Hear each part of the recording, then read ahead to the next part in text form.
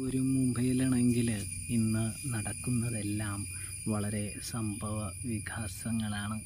അങ്ങനെ അലീന ആരാണെന്ന് ഗോവർദ്ധൻ കൂടി അറിയുന്നത് കാണാൻ കഴിയുന്നുണ്ട്, സാധിക്കുന്നുണ്ട്. ഗോവർദ്ധൻ ആകെ ഞെട്ടി വിറയ്ക്കുന്നുണ്ട്.